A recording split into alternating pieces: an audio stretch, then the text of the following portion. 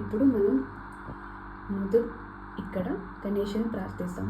గం గణపతయే నమః, ఓం సుబ్రహ్మణ్యాయ నమః, ఓం లలితా త్రిపుర సుందరియే నమః, ఓం పార్వతీదేవియే నమః.